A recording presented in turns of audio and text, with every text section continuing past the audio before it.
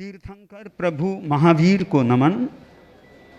तीर्थंकर के प्रतिनिधि, जन जन का उपकार कराने वाले परम पूज्य आचार्य श्री महाश्रमण जी के श्री चरणों में वंदना। बंधुओं एवं बहनों, आचार्य प्रवर पद यात्रा करा रहे हैं और इस पद यात्रा के क्रम में श्री डूंगरगढ़ से चले थे तो कितने सारे सर आ गए। तोलिया सर, ठुकरिया सर, इधर आड़ सर, मोमा सर और आज लाछड़ सर। तो लाछड़ सर में आज पूज्य प्रवर का पधारना हुआ है। मानो कि यहाँ की जनता का सौभाग्य खिल गया है। और खिले भी क्यों नहीं कि जहाँ पर संतों के चरण पड़ते हैं वह तो धरती अपने आप में निहाल हो जाती है। आज तो संतों के सरताज का पधारना लाछड़ सर में हुआ है और हम तो यह कहेंगे लाछड़ सर का भाग्य खिला है, महाश्रमण सानिध्य मिला है। तो ऐसा अवसर आप लोगों को आज मिला है और कल भी एक सर तो क्या राजल दे सर आने वाला है। तो गुरुवर का आज लाछड़ सर में पदार्पण हुआ है। सब लोग पूज्य प्रवर की अमृत देशना सुनने के लिए यहाँ पर उपस्थित हुए हैं। तो हम निवेदन करते हैं परम पूज्य गुरुदेव से अपनी अमृत देशना से सबका मार्गदर्शन कराएं। निवेदन। पन्नगे च सुरेंद्र च कौशिके पाद संस्पृशि निर्विशेष मनस्काय श्री वीरस्वामिने नमः। आर्हत वाङ्मय में कहा गया है, उवसमेण हणे को हम मानम मद्दवया जिणे मायम तज्जव भावेण लोभम संतोष ओ जिणे आश्रय। एक शब्द है कसाय, यानी जिसके द्वारा पाप कर्म का या कर्म मल का आगमन होता है वह कसाय है। चित्त को जो कलुषित करने वाले तत्व हैं वे कसाय हैं। कसाय के 4 प्रकार बताए गए हैं शास्त्र में। कोह गुस्सा कसाय है, मान अहंकार कसाय है, माया लोभ। गुस्सा, अहंकार, माया और लोभ ये चारों एक विकार हैं जो हमारी चेतना को मलिन बनाने वाले होते हैं। और गुस्से से तो हम लोग यानी काफ़ी परिचित हैं। कैसे किसी को गुस्सा आ जाता है। थोड़ी देर पहले जो आदमी शांति से बैठा था, किसी ने कुछ ऐसा वैसा बोल दिया और आदमी गुस्से में आ गया। गुस्सा एक प्रकार की हमारी कमजोरी है और गुस्सा हमारा शत्रु भी है। जैसे आलस्य को शत्रु कहा गया है, आलस्य शत्रु है, वैसे गुस्सा भी शत्रु है। कोपः शत्रुर मनुष्याणाम, मनुष्यों के लिए यह कोप, गुस्सा शत्रु होता है। और जब आदमी को आवेश आता है फिर कई बार गुस्से को रोक पाना भी मुश्किल हो जाता है। आदमी कुछ भी बोल देता है, हाथ भी उठा लेता है और कोई गलत निर्णय ले सकता है। इसलिए हमें गुस्से पर कंट्रोल रखना चाहिए। गुस्सा गलत निर्णय करा सकता है। आवेश आ गया, तत्काल आदमी निर्णय ले लेता है, तो गुस्से में लिया गया निर्णय गलत हो सकता है। इसलिए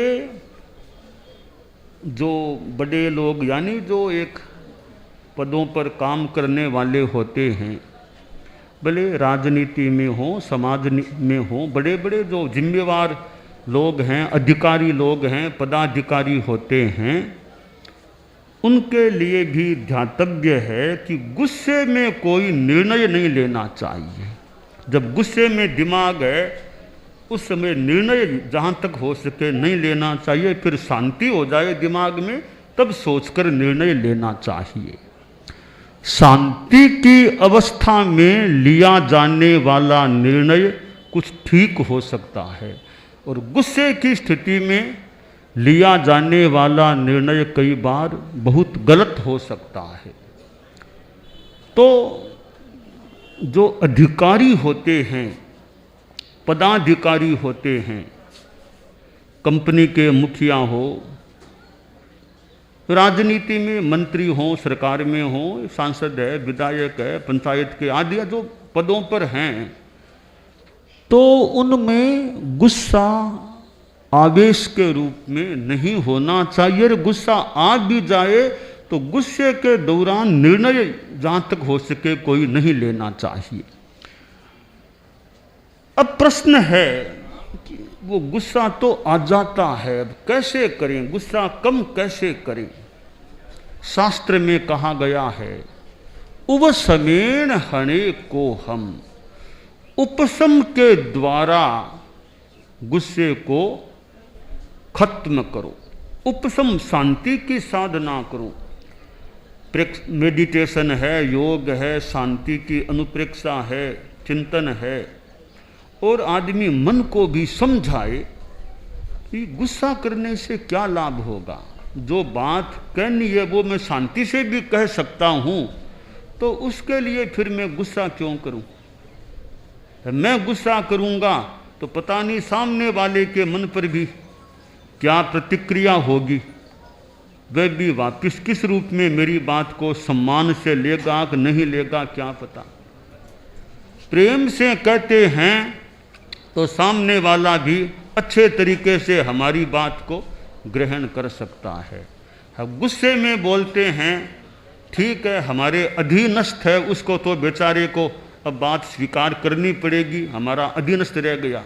बाकी बराबरी ऐसा कोई होगा तो वो तो क्यों स्वीकार करेगा हमारी बात को। तो गुस्सा व्यवहार की दृष्टि से भी प्राय काम का नहीं, और आत्मा की दृष्टि से भी देखें तो आत्मा मलिन न बने, इसलिए गुस्से को दूर रखना अच्छा होता है। घरों में, परिवारों में भी गुस्सा है तो नुकसान हो सकता है। एक वो कहानी है, एक सेठ था, उसके 8 बेटे थे। 8 बेटों के बाद एक बेटी हुई तो सेठ बड़ा खुश था, एक मेरी लाडली बेटी आ गई है। तो बेटी थोड़ी बड़ी हो गई, थोड़ी स्कूल भी गई, कुछ पढ़ाई भी कर ली, पर वो बेटी थोड़ी स्वभाव से गुस्सेल हो गई। गुस्सेल बात बात में गुस्सा करना, रूस के बैठ जाना, खाना छोड़ देना, इस प्रकार का स्वभाव हो गया। बोलती भी ज़्यादा ही, बड़े भाइयों को भी कुछ बोल देती, पर सेठ का लाड बहुत था तो सहन करता था। तो आखिर वो थोड़ी विवाह के लायक हो गई, तो बाप का तो कर्तव्य है बेटी की शादी करना, क्योंकि पिता गृहस्थ जीवन में पिता का एक प्रकार का ये दायित्व है कि बेटा बेटी को शादी न हो जाए तब तक बाप के दिमाग पर थोड़ा सा भार, भी बेटी बेटे की शादी करनी है, शादी करनी, वो काम हो गया तो फिर दिमाग थोड़ा हल्का, मेरा काम हो गया है। तो बेटी का विवाह करना है, वो चिंता भी थी बाप को भी, कैसे अच्छा वर मिले, अच्छे घराने में बेटी चली जाए। तो आखिर लड़कों को देखा तो एक लड़का ठीक लगा, भी इसके साथ शादी कर देते हैं। तो सब तरह से बहुत अच्छा मूर्त देख करके खूब लाड कोड के साथ बहुत बड़ा जिम्मनवार करके खूब अच्छे तरीके से बेटी की शादी कर दी। बेटी ससुराल चली गई। अब स्वभाव तो वो था वैसा ही था बेटी का, ज़्यादा लाड़ प्यार में पली पुशीर थोड़े वो गुस्सेल हो गई थी। तो ससुराल में गई तो वहाँ भी गुस्सा करती। तो 2-4 महीनों में तो सारा ससुराल उसके विरोध में हो गया कि ये कैसी आ गई है। फिर एक दिन वो बेटी का भाई आया कि सगोसा बाई ने भेजो, बाई ने पिताजी माँ बोला बाई ने भेजो, हाँ सा ले जाओ, सा बाई ने ले जाओ, तो भेज दिया। अब वो बाई पीहर आ गई तो अच्छी तरह पीर में रह रही थी। तो एक दिन माँ और बाप के पास वो बेटी बैठी थी। तो बाप ने पूछ लिया कि बेटी सुखी हो ना, ससुराल में सुखी तो हो ना। तब वो बेटी रो पड़ी कि पिताजी क्या सुखी हूँ, आपने मुझको कहाँ भेज दिया, इतना क्या बैर था मेरे से, कहाँ भेज दिया, क्या हुआ, ससुराल कैसा है। कि मेरा ससुराल तो एकदम नरक है, नरक के समान है। मेरा ससुर ऐसा है, सास तो चुड़ैल ऐसी है, वैसी है, ननंद ऐसी है। तो वो माँ ने पूछा कि जवाई सा कंवर सा कैसे हैं, कंवर सा क्या है, कंवर सा तो जमदूत है बना बनाया। तो वो बहुत यहाँ सबको ऐसे बोल रही थी। तो पिता ने सोचा भी सारे ही खराब हैं, यह बात तो लगती नहीं है, मेरी बेटी में कुछ कमी है। तो कहा बेटी मेरे पास एक दवाई है, वो तुम ले लोगी ना तो तुम्हारे लिए पूरा ससुराल अच्छा बन जाएगा। अच्छा पिताजी मेरी दवाई है, कौन सी दवाई है। तो पिता ने एक बोतल का मैं 1 घंटा बाद दूंगा, दवाई बना करके दूंगा। तो वो 1 घंटा बाद वो पिता ने 1 घंटा में एक बोतल में वो थोड़ा पानी में थोड़ी मिश्री मिलाकर एक दवाई सी बना दी, यह दवाई ले जाओ। तो क्या करना, कब लेना, कितनी बार लेना, कि ससुराल ले जाना। जब कोई तुमको बोले, ससुर कुछ बोले, कि कोई सास बोले, कोई बोले, तो वापस तुम बोलने से पहले, यानी कोई तुम्हें डांटे उलाना देना, तत्काल यह दवाई मुंह में ले लेना। 10-15 मिनट तक दवाई को मुंह में रखना होता है, बाद में नीचे उतारना। कि ठीक है। अब वो ससुराल गईर वो ससुराल के लोग तो परेशान थे रे, फिर यह बला आ गई, फिर यह बला आ गई, क्या करें, अब आ तो गई।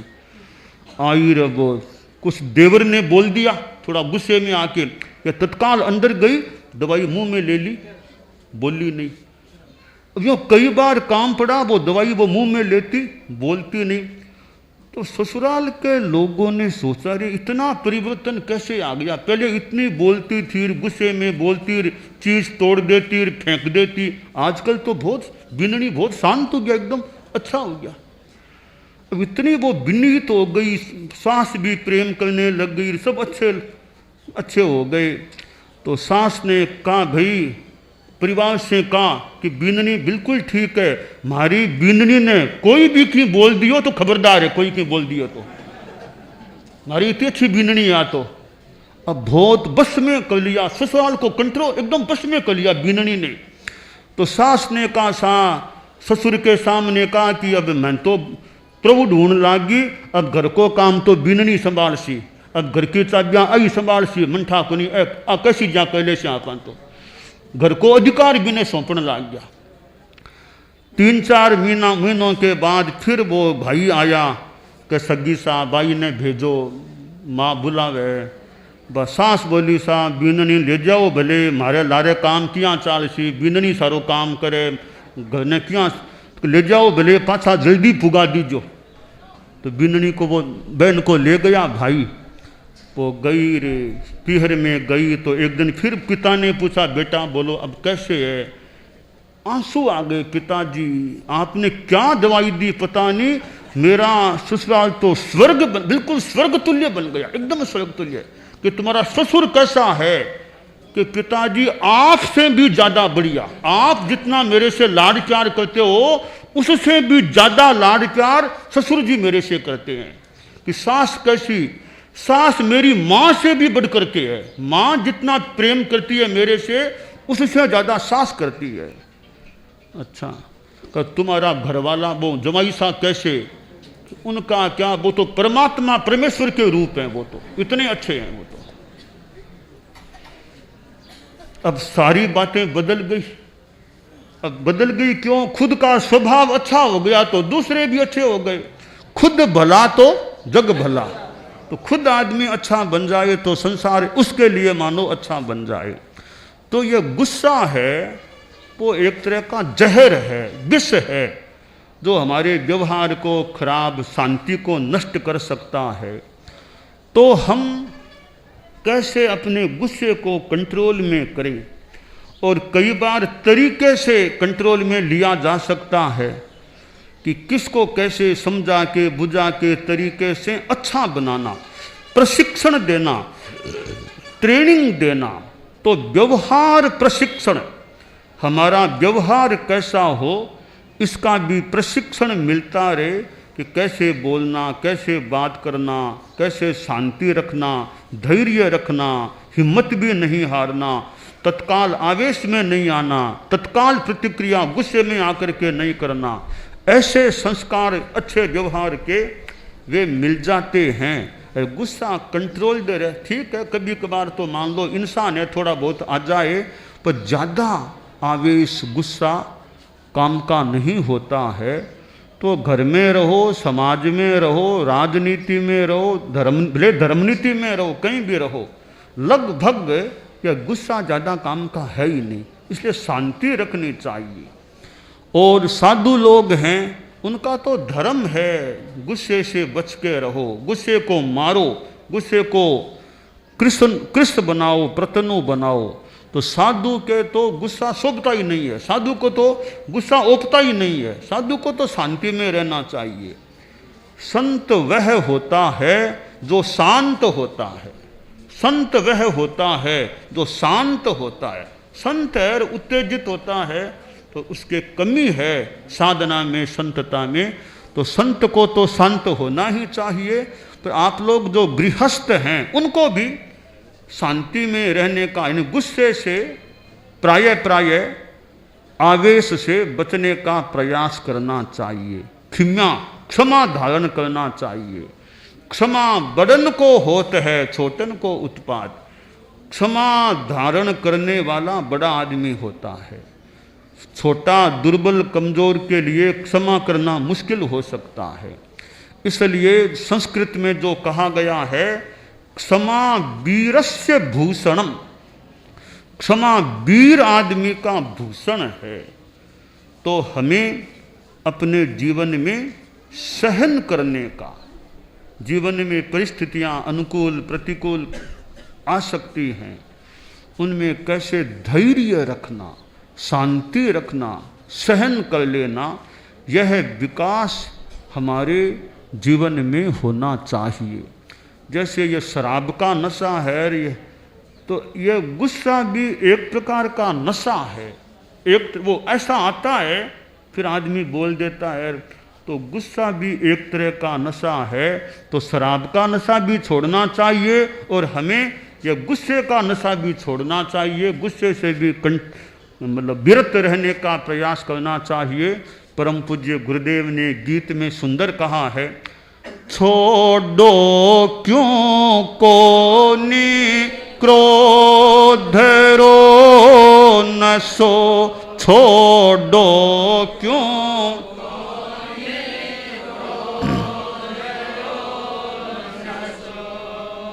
थारी आँखा में लोही रो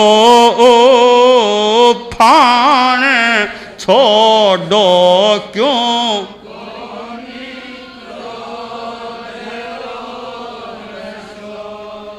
थारे अक बक बकनेरी पड़गी बाण, दूजाने काले नाग जूं डसो।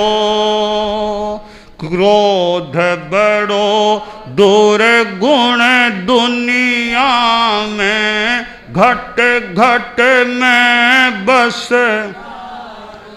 क्रोध बड़ो दुर्गुण दुनिया में, घट घट में बस। जिन घट में नहीं क्रोध निवासी, जिन घट में नहीं क्रोध वो नर जगत सीतारो छोड़ो।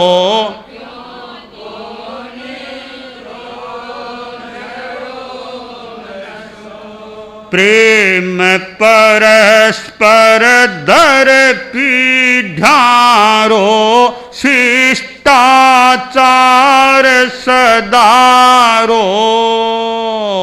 प्रेम परस्पर दर पीढ़ारो, शिष्टाचार सदारो।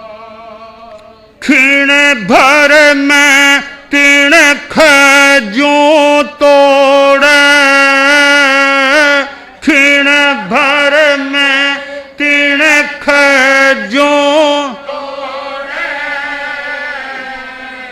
बोले बचन मुख खारो, छोड़ो क्यों कोनी क्रोध। थारी आँखा में लोहीरो, खान छोड़ो क्यों।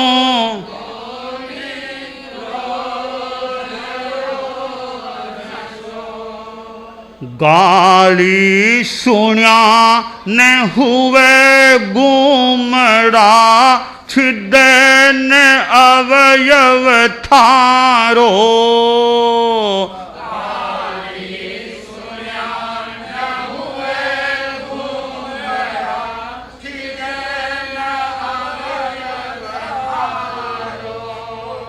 थे जो सहसो समभावाशो, थे जो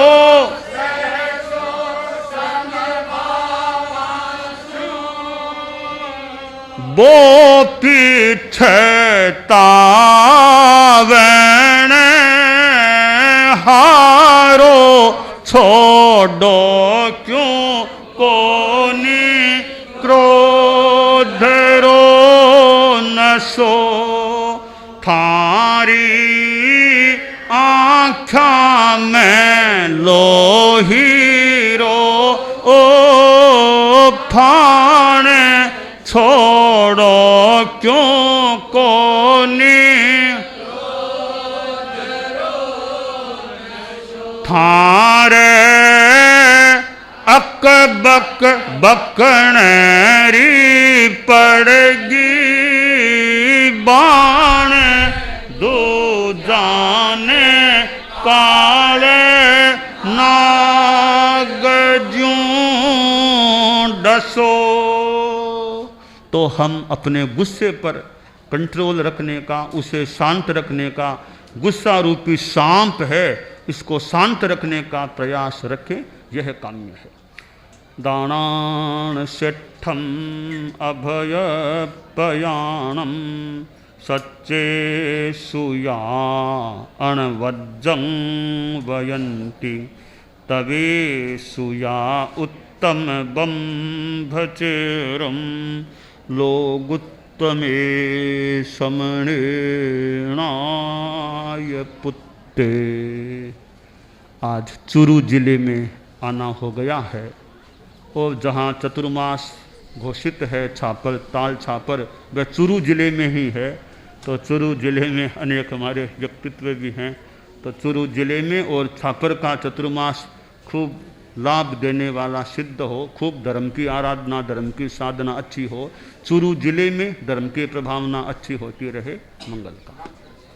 आज लाछड़ देसर है, लाछड़ सर आना हुआ है।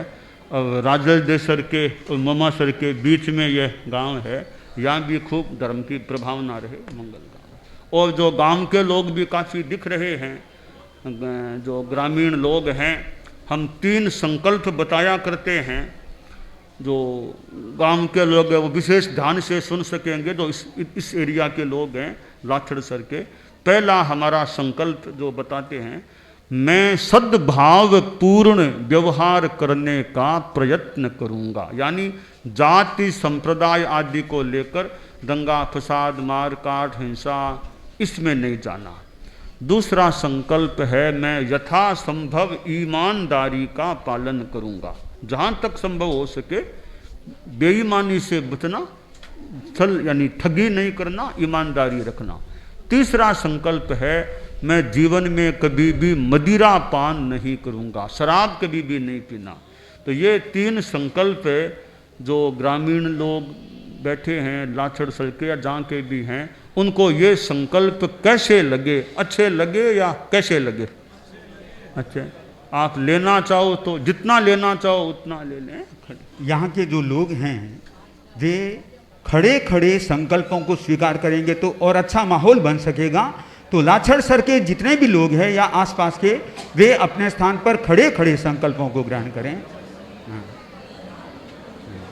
हाँ, बहनें भी कर सकती हैं, बाइयाँ भी कर सकती है। हाँ, बाइयाँ कर सकती है, कोई दिक्कत नहीं।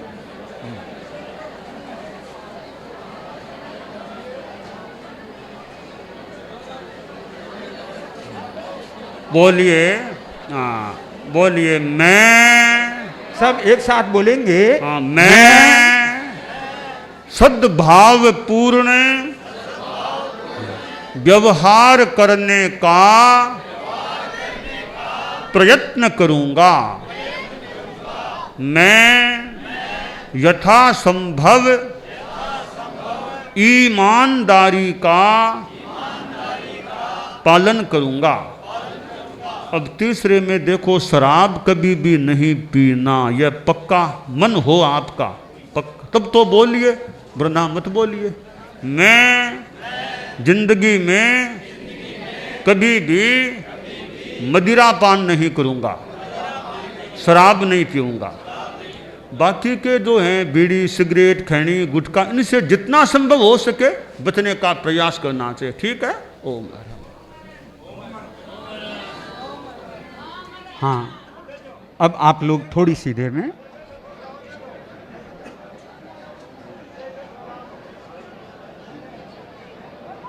परम पूज्य गुरुदेव का मंगल प्रवचन आप लोगों ने सुना और पूज्य प्रवर ने आप लोगों को संकल्प भी ग्रहण करवाए हैं। इनको याद रखने का, पालन करने का भी आपको ध्यान रखना है। और आज गुरुदेव का प्रवचन गुस्से को लेकर के हुआ, लगता है आज शीशी भर भर करके लोग ले जाएंगे और अपने घर में प्रयोग करेंगे। और अच्छा है, इससे हर घर की समस्या भी सुलझ सकती है। अब गुरुदेव के स्वागत में पहले जिस विद्यालय में पूज्य प्रवर विराजित है, प्रवासित है, यहाँ की ओर से पुराराम गांधी जी, वे इस ग्राम पंचायत विद्यालय की ओर से गुरुदेव के स्वागत में अपनी बात को यहाँ प्रस्तुति दे सकें। हाँ। सबसे पहले आचार्य श्री महाश्रमण जी के श्री चरणों में साष्टांग दंडवत प्रणाम। आपके साथ पधारे हुए समस्त श्रावक श्राविकाओं को भी मेरा दंडवत प्रणाम। बाहर से आए हुए समस्त मेरे अग्रगण्य पूज्य समस्त लोगों को सादर नमन प्रणाम। लाछड़ सर गाँव की ओर से, इस बालिका उच्च माध्यमिक विद्यालय की ओर से, विद्यालय की प्रबंध एवं विकास समिति की ओर से, ग्राम पंचायत बिनादेसर की लाछड़ सर की ओर से, मैं आए हुए समस्त संत शिरोमणि महाश्रमण जी और उनके साथ आए हुए समस्त साधु संतों का, बाहर से आए हुए समस्त मेहमानों का गांव की ओर से हार्दिक अभिनंदन स्वागत करता हूं। और आपने यहां आकर महाश्रमण जी ने इस गांव में पधार कर, इस विद्यालय में पदार्पण कर, और ये जो पंडाल बना है हमारे यहाँ के प्रधान जी के कोटे से, मोहिनी देवी खिचड़ के कोटे से, इस पंडाल में पहला प्रवचन आप संत शिरोमणि का हुआ है। ये विद्यालय धन्य हो गया, ये गांव भी आपके लिए गौरवान्वित हुआ है। मैं पुनः हार्दिक अभिनंदन स्वागत करता हूं। ज़्यादा न बोलते हुए आए हुए समस्त मेहमानों के निवेदन में एक शब्द कहना चाहूँगा। आचार्य श्री कैसे व्यक्तित्व हैं, इनकी कोई मीमांसा कोई कर नहीं सकता। मैं 21, 22, 23 फरवरी 1992 को आचार्य तुलसी के सानिध्य में नॉन वायलेंस ट्रेनिंग शिविर हुआ था जैन विश्व भारती में, बीकानेर का प्रतिनिधि मंडल के रूप में मैं गया था। और 3 दिन कार्यक्रम में लगातार मुझे बोलने का मौका मिला था। तो आचार्य श्री मुझे पर्सनली नाव से और चेहरे से जानने लगे थे। उस समय आप भी प्रतिदिन मैं दर्शन करता था, महाप्रज्ञा जी के पास में विराजते थे। और मुनि किशन लाल जी का भी मेरे सिर पर हमेशा वरदहस्त रहा।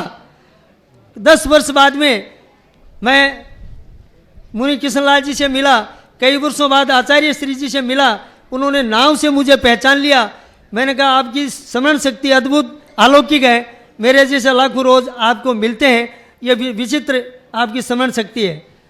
तो आचार्य जैसे यहाँ पर जो व्यक्तित्व हमारे बीच पधारे हैं, यूं तो दुनिया के समंदर में कमी बिल्कुल नहीं, यूं तो दुनिया के समंदर में कमी बिल्कुल नहीं, लाख मोती हैं मगर इस आपका मोती नहीं, ऐसे हमारे महाश्रमण जी हैं। ये जो पंडाल यहाँ पर विराजमान है, इनके अभिनंदन में भी 2 शब्द कहूँगा कि आप सभी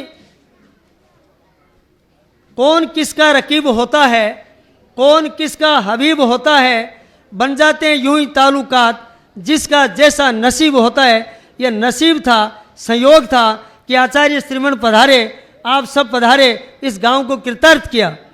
आपके यहाँ पदार्पण में जुगराज जी सरपंच, जगत जी संचेती, धनराज जी संचेती और कुछ अन्य विशिष्ट लोगों ने महत्वपूर्ण, एक नारायण सिंह जी पुरोहित जी, इन्होंने महत्वपूर्ण भूमिका अदा की।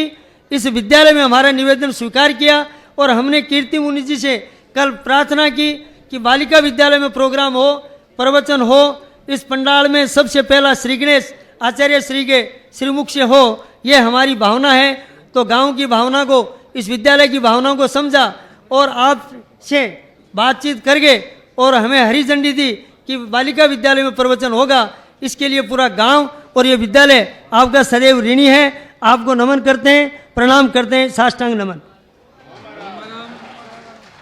ऐसे है ना कि आप विद्यालय के यहाँ के मुखिया है, तो आपकी भावना पूरी है, नाम भी पूरा है ना, तो हाँ, तो पूरा है, अधूरा नहीं है, इसलिए भावना पूरी हो गई है।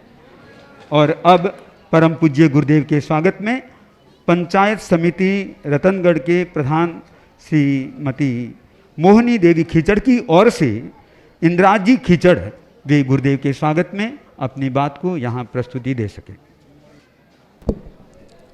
आज गांव लाछड़सर में हमारे बहुत ही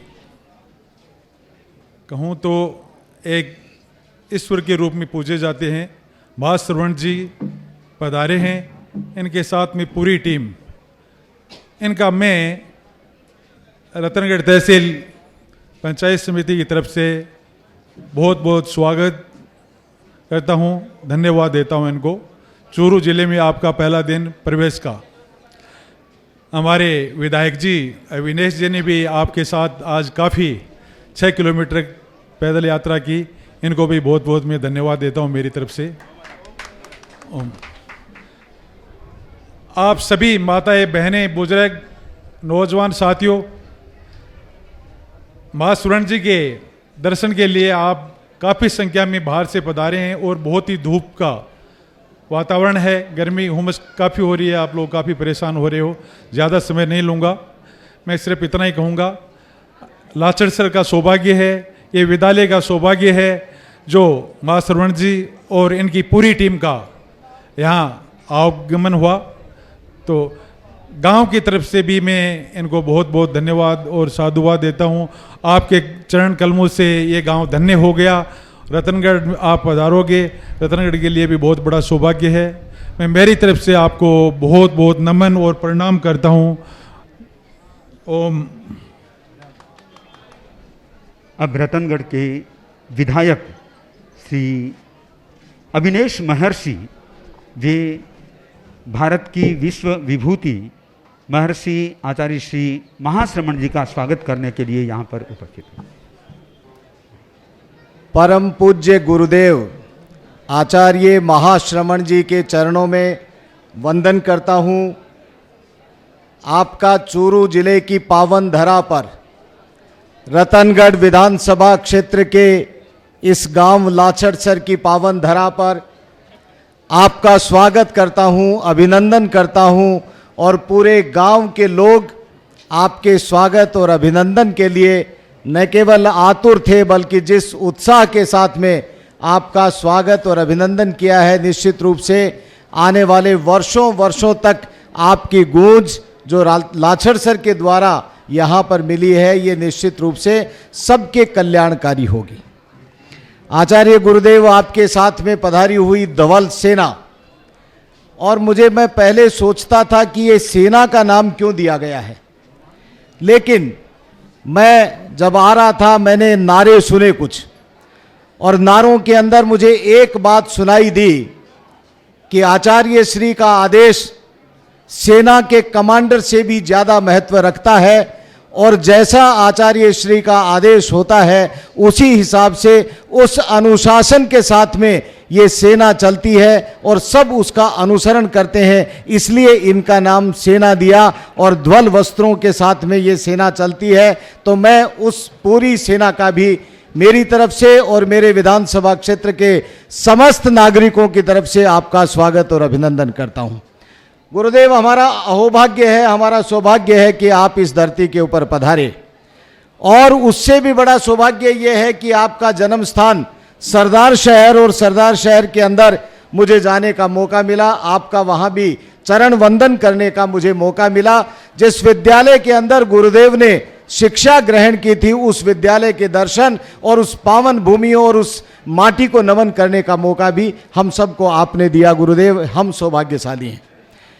आज का आपका प्रवचन सुनने के बाद में मैं जीवन के अंदर, हालांकि गुरुदेव मैं आचार्य तुलसी के प्रवचन सुनने से लेकर के आप तक सारे प्रवचन सुनता रहा हूं, और जहां जहां चातुर्मास हुआ है मैं सौभाग्यशाली व्यक्ति हूं कि आपके दर्शन करने का मुझे मौका मिलता है, चाहे वो कलकत्ता हो, चाहे आसाम हो, चाहे बेंगलोर हो या अन्य कहीं पर भी हो, मुझे आपकी चरण वंदना करने का मौका आपने आपकी कृपा से हमेशा हुआ है। क्योंकि मेरा ऐसा मानना है कि यदि गुरुदेव की कृपा नहीं होगी तो कोई भी व्यक्ति जा नहीं सकता है। ये तो आपका ही प्रताप है कि मुझे मौका मिलता है और मैं आपके दर्शन करने के लिए जाता हूँ। और जहाँ जहाँ गया हूँ गुरुजी, आपके आचार्य श्री तुलसी से लेकर के अब तक जो बात आपने लोगों को बताई है, जिस तरह से पूरे देश और दुनिया के अंदर, चूंकि आप विदेश भी गए हैं और पैदल यात्रा करके गए हैं, इसलिए निश्चित रूप से जहां आपका प्रताप और पुण्य, जहां आपके पैर पड़ते हैं, जहां जहां पैर पड़े संतन के, वहां का उद्धार हो जाता है। तो निश्चित रूप से आज जो आपने एक महत्वपूर्ण जो नशा है उसको छोड़ने के लिए लोगों से आह्वान किया है। गुरुदेव, मैं मेरे जीवन के अंदर, मैं चूंकि विधायक हूं, यहाँ का प्रतिनिधि हूं, और पार्टी से कोई भी व्यक्ति एक बार चुनाव जीत सकता है, लेकिन उसके बाद में वो प्रथम सेवक के रूप में पूरे विधानसभा क्षेत्र के अंदर काम करता है और पार्टी से ऊपर उठ करके वो काम करता है। आपने भी ज्ञान दिया कि जाति, धर्म और संप्रदाय से ऊपर उठ करके हम सब लोगों को काम करना चाहिए। महापुरुषों की मूर्तियां लगती हैं, उस मूर्ति को देख करके बच्चा पूछता है माता पिता से कि ये मूर्ति क्यों लगी हुई है, और तब बताते हैं कि ये मूर्ति महात्मा गांधी जी की इसलिए लगी है कि इन्होंने अहिंसा के मार्ग पर चलते हुए इस देश को आजाद कराने के लिए अपने जीवन को न्योछावर कर दिया था, इसलिए बच्चे उस मूर्ति को देखकर अनुसरण करते हैं। आज आपने जो बात बताई कि व्यक्ति को क्रोध, मैं किसी भी तरह का नशा नहीं करता हूं गुरुदेव, बीड़ी, सिगरेट, पान, तंबाकू, शराब, ये सब कहीं मेरे परिवार के अंदर भी नहीं है, दूर दूर तक नहीं है।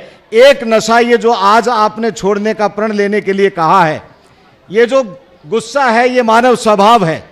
ये मानव स्वभाव के अंदर गुस्सा व्यक्ति को आ जाता है, और आपने भी कहा कि गुस्सा व्यक्ति को आ सकता है।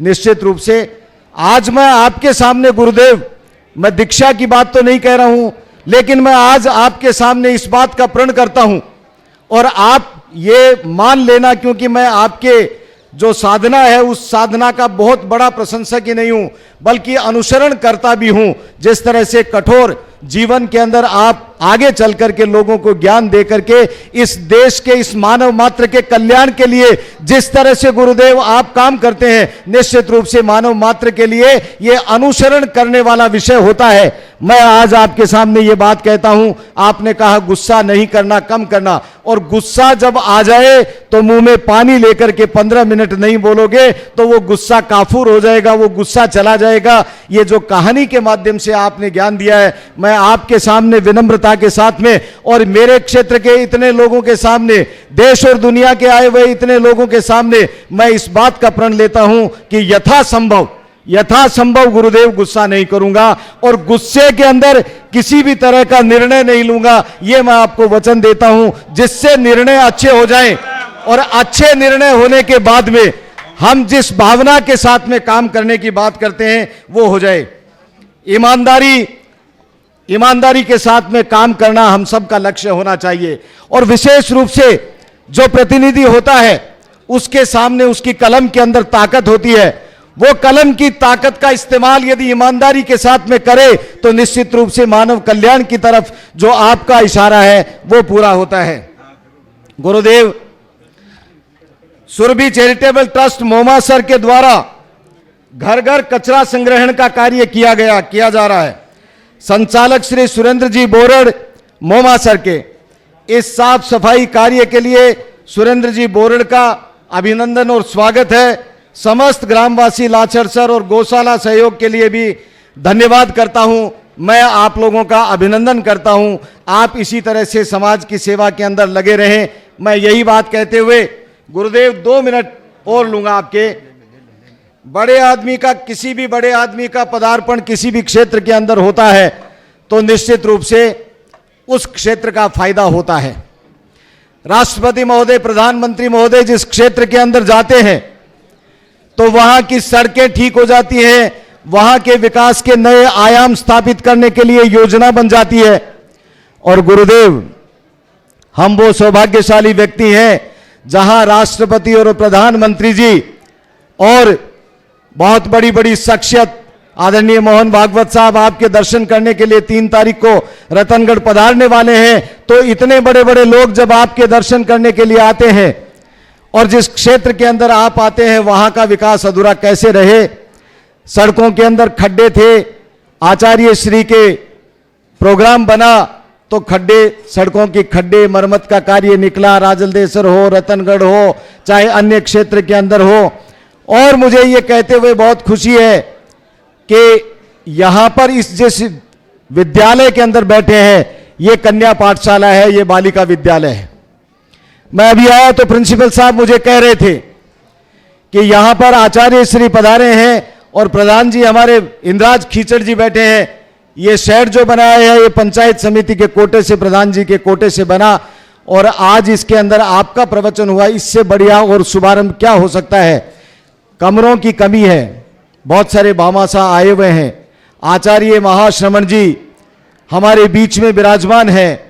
मैं सब लोगों से कहता हूं कि शिक्षा के क्षेत्र के अंदर यदि कोई व्यक्ति दान देता है तो सबसे बड़ा दान शिक्षा के क्षेत्र में दिया हुआ दान होता है, और सबसे बड़ा कार्य बालिका शिक्षा को पढ़ा करके यदि हम करते हैं तो 2 घर पढ़ते हैं। लड़का पढ़ता है तो 1 घर पढ़ता है, लड़की पढ़ती है तो 2 घर आबाद होते हैं। इसलिए यहां पर दिल खोल करके जो भी श्रद्धा के अनुसार इस विद्यालय की उन्नति और बहबूदी के लिए कार्य करे वो आगे बढ़ करके करने की कृपा करें, ये मैं विनती करता हूं। और मैं प्रिंसिपल साहब आपको ये निवेदन करते हुए कि जहां भी कमी आए आपके कमरों की ओर की, तो मैं आपका प्रथम सेवक हूं। आप मुझे बताइएगा, उसको पूरा करने का काम मेरा होगा। यही बात कहते हुए गुरुदेव आपके चरणों में पुनः वंदन करता हूं। ओम अरहम। यहाँ के प्रिंसिपल डॉक्टर चेतन चौहान, वे भी गुरुदेव के प्रति आभार अभिव्यक्ति। पूज्य गुरुदेव के श्री चरणों में नमन। अभी विधायक जी ने बात बता दी पूरी। इस विद्यालय प्रांगण में जितने भी मेहमान पधारे हुए हैं सबका दिल की गहराइयों से धन्यवाद देता हूँ। विधायक जी यहाँ विराजमान है, इंदिरा जी यहाँ विराजमान है। इस विद्यालय में बहुत सारी जो समस्याएं थी और ये विद्यालय मैं मुनीश्री से बताना चाहूँगा कि इससे पहले मैं बॉयज स्कूल में था और उस विद्यालय को बड़ी स्कूल बोलते थे और इस विद्यालय को छोटी स्कूल बोलते थे। आपके बहुत ही आपने कृपा की, आज के बाद इस विद्यालय को छोटा विद्यालय नहीं बोलेगा, क्योंकि आज धन्य हो गए हम, आपने बड़ा विद्यालय कर दिया है। मुझे लोग ये कहते थे कि आप छोटे विद्यालय के प्रिंसिपल हो, लेकिन इतने सारे मुनीश्री यहाँ पधारे हैं, ये धरती धन्य हुई। आज के बाद किसी प्रकार की कमी नहीं रहेगी। विधायक जी ने कहा था जहाँ भी आपके पदार्पण होता है आपके चरणों की धूल पड़ती है, विद्यालय धन्य हो जाता है। हम धन्य हुए, आपने हमारे छोटे से निवेदन को स्वीकार किया। कल ही हमारे को पता चला बहुत सारी असुविधाएं आपको झेलनी पड़े, या फर्नीचर नहीं है, कमरे नहीं है, बैठने के लिए दरी पट्टी भी नहीं है, फिर भी आप लोगों ने किसी भी कमी को हमारे सामने अवगत नहीं किया। इसलिए आप लोगों की जो भी समस्याएं आई उसके लिए मैं माफ़ी चाहता हूँ। आप लोग यहाँ पधारे, आपको बहुत बहुत धन्यवाद। ओम अरहम। पूज्य प्रवर का छापर चतुर्मास है, तो चतुर्मास व्यवस्था समिति के अध्यक्ष माणक चंद जी नाहटा।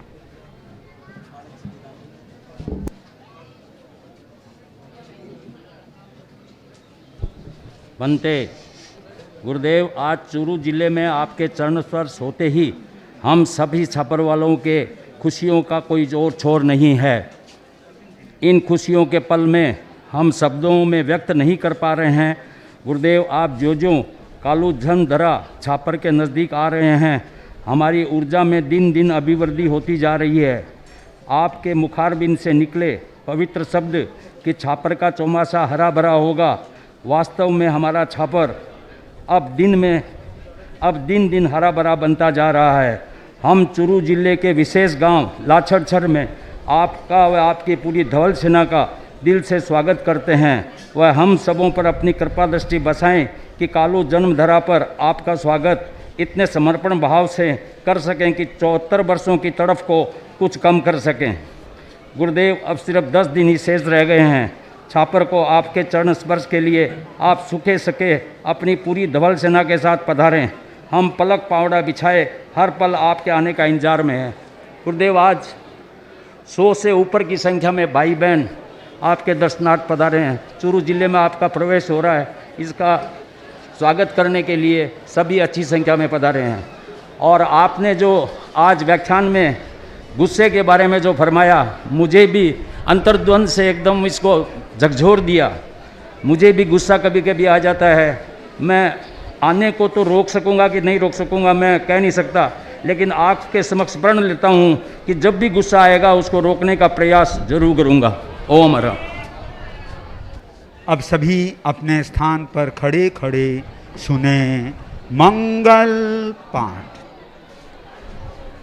अरंता मंगलम सिद्धा मंगलम साहू मंगलम केवली पन्नतो धम्मो मंगलम अरहंता लोगुत्तमा सिद्धा लोगुत्तमा साहू लोगुत्तमा केवली पन्नतो धम्मो लोगुत्तमो अरहंते शरणं पवज्जामि सिद्धे शरणं पवज्जामि साहू शरणं पवज्जामि केवली पन्नतम।